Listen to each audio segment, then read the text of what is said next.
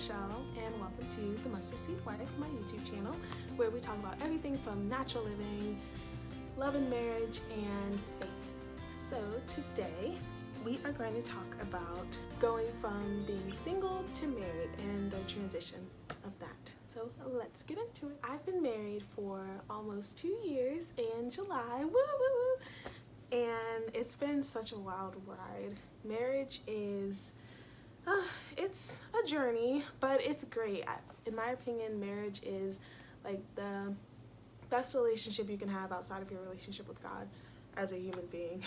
And the best human relationship you could possibly have, really.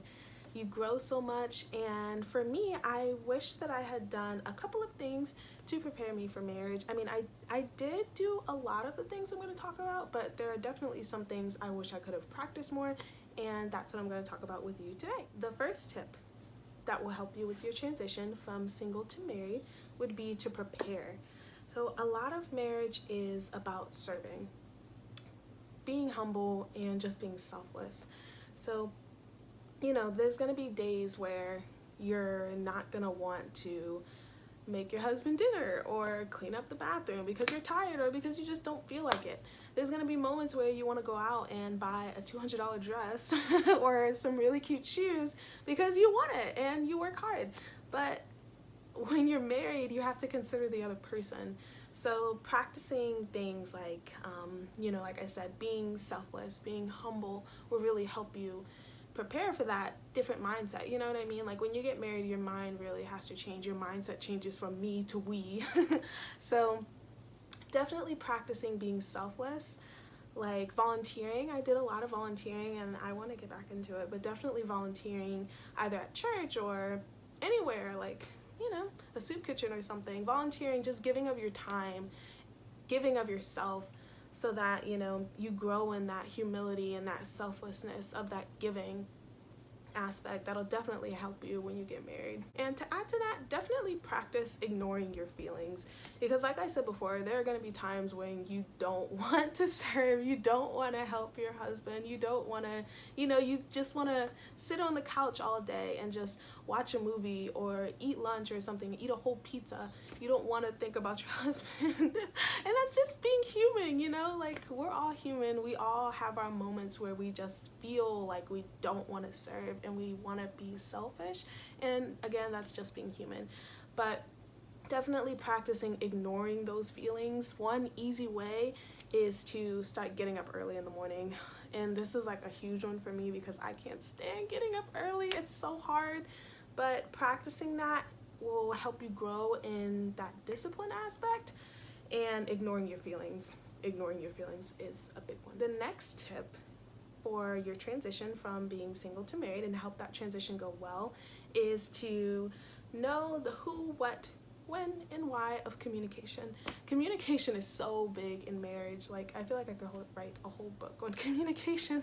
I'm sure there's lots of good ones out there, but communication is huge in marriage. Like, you have to know, like, when's the best way to communicate something to your spouse? How are you saying something? What tone, you know what I mean? Like, there's so many different aspects of communication I can get into. So one thing for me, I had to grow in this area, and I wish I practiced with communication, because there's so many things. There's just so many things.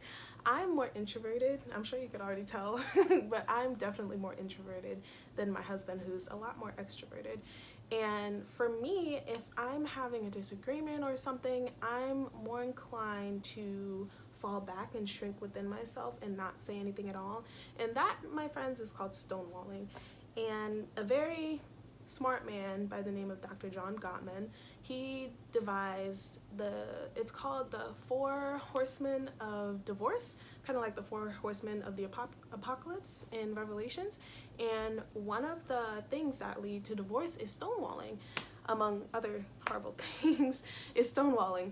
And stonewalling is just that, like, drawing up a stone wall between you and your partner and stopping that communication. So I found myself stonewalling a lot when we would, disagree or whatever, and just in general, I stonewall a lot. So that's one of the things I had to grow out of, is to not stonewall when we have a disagreement, because if you stonewall, then nothing gets said. You know what I mean? Like, the problem is still there. The problem's always going to be there. You have to communicate. And I learned that. And for me, like, what really pushed me out of stonewalling is the thought of, this isn't going to help our relationship. This is going to hurt our relationship. And I want our relationship to be healthy. So the best thing for me was just to communicate what I was feeling. And that's a big thing too. When you communicate, use phrases like, I feel this, or when you did this, this is what I was thinking, or this is how I thought. Don't attack, don't make them feel like it's their fault, because, there's always two sides to every story. Maybe it is their fault, but there's always two sides to every story, and we don't want to start unnecessary arguments. We don't want to attack each other's characters, because that's not going to be good for our marriage in the long run, you know what I mean? And at the end of the day, you're going to have to be with this person. You're going to have to live with this person. So the best thing to do would just be to, when you communicate, share how you feel. Share what you're thinking. Don't speak for them. Don't put words in their mouth. Bottom line, don't put words in your spouse's mouth. The third tip I have for a successful transition from being single to married is being willing to be molded and giving grace. This is such an important topic in my opinion, and I feel like I never really understood what grace was, or just the power of grace, until I got married.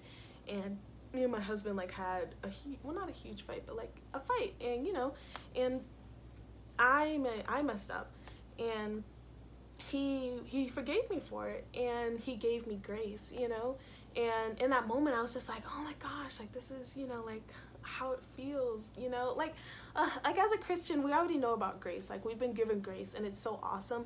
But I don't know, it's just different when you get married and you mess up and your spouse forgives you for it and gives you grace.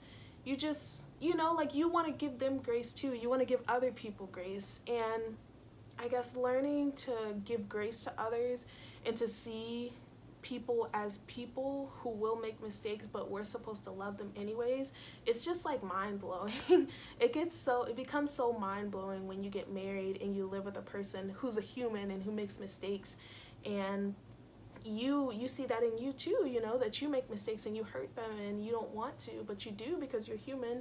But it's important. Bottom line is, it's so important to give grace, and practicing that on a daily, practicing giving grace to your siblings, to your family members, your parents, your friends, when they mess up, you'll just grow so much more, and you'll be so much more prepared for marriage, because all of us make mistakes, all of us mess up. And if we can give each other grace and forgive and move forward and not bring it up or anything, then we'll be so much better off. Our marriages will last and will be strong.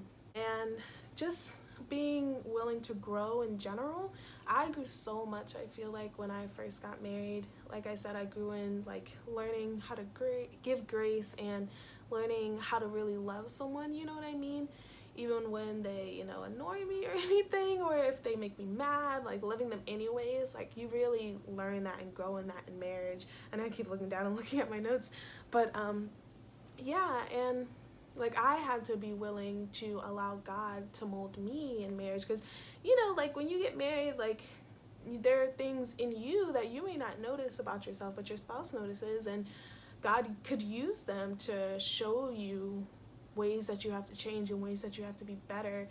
And you have to be willing, to be molded and to be shaped by God through your spouse and just through the situations of life, so that you can grow and be better. My final tip for a successful transition into marriage from being single would be to do your homework. I read so many good books, and being married, I've read a lot of books that have helped my marriage. So the first one is called I Kissed Dating Goodbye by Joshua Harris. This one is controversial, but I don't know, it blessed me in my dating life, and it helped me to, know what to expect in dating and how I should treat my partner in dating and stuff like that. It really helped me, and it really blessed me. The second one would be The 5 Love Languages by Dr. Gary Chapman. It's a really good book. It shows you what your love language is, how you receive love, either through gifts or through communication or affection, stuff like that. And me and my now husband, we did this test. We took the test online. You can go online. I'll link it down below. We took the test online and discovered what both of our love languages is.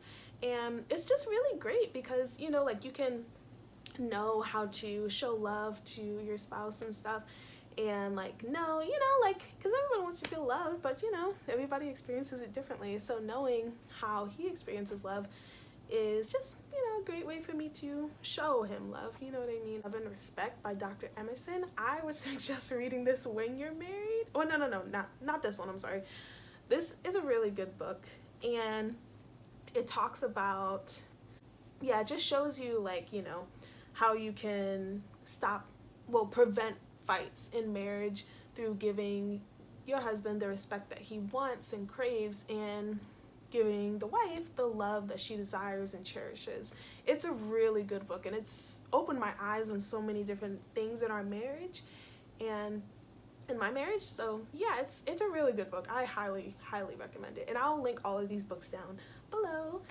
And the final book is called Sheet Music. This is the one that's kind of racy. I would suggest reading this one when you're married or even when you're engaged. But it's a really good book. It talks about the importance of sex. It's by Dr. Kevin Leman, and it talks about how much sex is important in your marriage and how to have, you know, a healthy sex life and stuff, and better communication about your sex life. It's a really good book. I highly recommend it. I just want to say, like, this is from my experience, things that I wish that I had done, worked on, and things that I did work on that really helped me in my transition from being single to married. I just wanted to stress that, you know, having humility and just being open, really, you know, open with yourself and with your husband, and giving grace would be the top 3 things that really helped me with my transition from single to married. Because like I said before, we all make mistakes. We're all human. We're all gonna mess up. But if you can give grace and be humble and just be willing to be molded, like, you'll be a lot better off in your transition. But I hope this blessed you. I really pray this blessed you. You can check out my blog. I have a post on this below if you're a reader and you'd rather read rather than, you know, watch a whole video. But yeah, I post every week. And if you're interested in learning more, check me out at themustardseedwife.com. I hope this blessed you, and I hope you guys have a great rest of your day. Goodbye.